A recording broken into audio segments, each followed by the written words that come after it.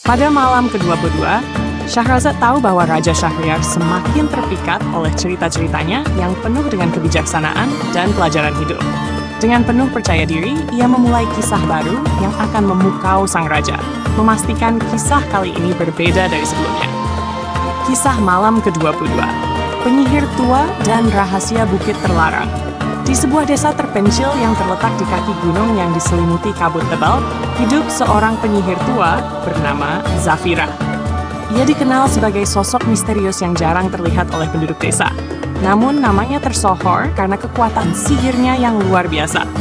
Banyak yang mengatakan bahwa Zafira memiliki rahasia besar yang disembunyikan di dalam sebuah bukit terlarang di dekat desa. Orang-orang desa dilarang mendekati bukit itu karena dikatakan bahwa siapapun yang mencoba mendekatinya akan hilang tanpa jejak. Namun, di balik misteri itu, tersebar desas-desus bahwa di dalam bukit itu terdapat harta karun yang tak ternilai. Harta peninggalan raja-raja kuno yang disembunyikan selama berabad-abad. Suatu hari, seorang pemuda bernama Nasir, yang dikenal karena keberaniannya, mendengar tentang legenda bukit terlarang dan kekayaan yang tersembunyi di dalamnya. Sejak kecil, Nasir telah bermimpi menjadi kaya raya dan menjalani kehidupan yang penuh dengan petualangan. Oleh karena itu, ketika ia mendengar kisah bukit itu, keinginannya untuk menemukan harta karun tersebut menjadi tak terbendung.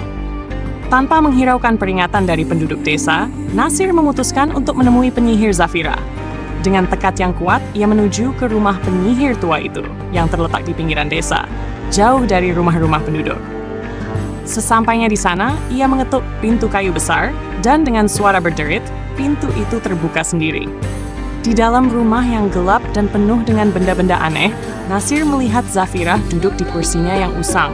Matanya yang tajam menatap langsung ke arahnya. "Aku tahu mengapa kau datang, Nasir," kata Zafira dengan suara serak. "Kau ingin mencari harta karun di bukit terlarang, bukan?" Nasir terkejut, tetapi dengan tegas ia menjawab, "Ya, itu benar. Aku mendengar tentang kekayaan yang tersimpan di dalam bukit, dan aku ingin menemukannya." Zafira menyipitkan matanya. Bukit itu bukan sembarang tempat, anak muda. Banyak yang telah mencoba dan gagal. Hanya mereka yang bisa memecahkan rahasia bukit yang akan menemukan harta itu. Apakah kau yakin siap menghadapi tantangannya?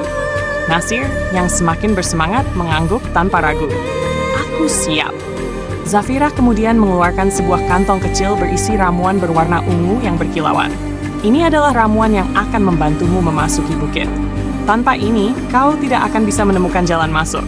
Tapi ingat, begitu kau memasukinya, hanya ada satu cara keluar, dengan menemukan rahasia yang tersembunyi di dalamnya. Nasir menerima ramuan itu dengan hati-hati. Setelah mengucapkan terima kasih kepada Zafira, dia berangkat menuju bukit terlarang. Ketika Nasir tiba di kaki bukit, kabut tebal menyelimuti sekitarnya, membuat suasana semakin mencekam. Namun dia tidak gentar. Dia membuka kantong ramuan itu dan meminumnya. Sejenak, tidak ada yang terjadi. Namun perlahan-lahan, sebuah pintu batu yang sebelumnya tersembunyi di sisi bukit mulai muncul di hadapannya. Dengan hati-hati, Nasir memasuki pintu itu dan mendapati dirinya berada di dalam sebuah gua besar yang dipenuhi dengan terowongan bercabang. Di setiap dinding terowongan, terdapat ukiran-ukiran kuno yang menggambarkan berbagai adegan kehidupan di masa lalu, peperangan, pesta, dan para raja yang megah. Nasir melanjutkan perjalanannya, menyusuri terowongan gelap tersebut. Setelah beberapa lama berjalan, Nasir tiba di sebuah ruangan besar. Di tengah ruangan itu, ada sebuah patung raksasa dari emas yang memegang pedang berkilauan. Di bawah patung itu ada tulisan kuno yang terukir pada batu. Tulisan itu berbunyi, "Hanya yang dapat mengalahkan bayangannya sendiri, yang dapat mengambil pedang ini dan membuka gerbang kekayaan." Nasir bingung. Apa maksud dari mengalahkan bayangannya sendiri? Saat dia merenung, tiba-tiba patung raksasa itu hidup. Pedangnya diayunkan dengan cepat ke arah Nasir, yang segera menghindar dengan lincah. Namun setiap gerakannya dibalas oleh patung tersebut, seolah-olah patung itu tahu persis apa yang akan Nasir lakukan. Setelah beberapa kali menghindar, Nasir menyadari sesuatu. Patung itu bertindak seperti bayangannya sendiri, mencerminkan setiap langkahnya. Untuk mengalahkannya, dia harus melakukan sesuatu yang tak terduga, yang bahkan tidak bisa dicerminkan oleh patung tersebut. Dengan cepat, Nasir berlari ke arah patung dan berhenti mendadak, membuat gerakan yang tidak sesuai dengan pola sebelumnya. Patung itu bingung sesaat. Dan pada saat itu, Nasir melompat ke arah pedang emas dan menariknya keluar dari tangan patung. Sekali lagi, patung itu membeku, kembali menjadi batu tak bergerak. Di depan Nasir, sebuah gerbang besar muncul, terbuka perlahan, dan di baliknya terlihat harta karun yang luar biasa. Emas, permata, dan perhiasan yang tak terhitung jumlahnya. Nasir yang sekarang memegang pedang emas dan melihat kekayaan di depannya, merasa sangat puas.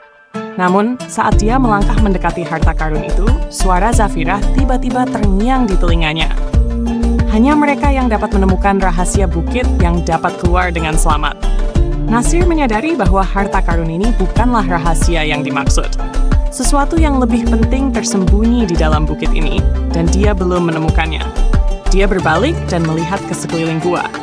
Di salah satu sudut, dia melihat sebuah buku tua yang tertutup debu, tersembunyi di antara batu-batu. Dia mengambil buku itu dan membuka halamannya. Di dalamnya, dia menemukan tulisan kuno yang menjelaskan bahwa kekayaan sejati bukanlah harta benda, tetapi pengetahuan dan kebijaksanaan yang diwariskan dari generasi ke generasi. Nasir menyadari bahwa rahasia bukit ini adalah pelajaran tentang nilai sejati dari hidup, bukan emas atau permata, tetapi kebijaksanaan dan pengetahuan yang akan membawa kebahagiaan sejati. Dengan membawa buku tua tersebut, Nasir meninggalkan bukit terlarang. Dia kembali ke desanya, bukan sebagai orang kaya yang membawa emas dan permata, tetapi sebagai orang yang telah menemukan kebijaksanaan hidup.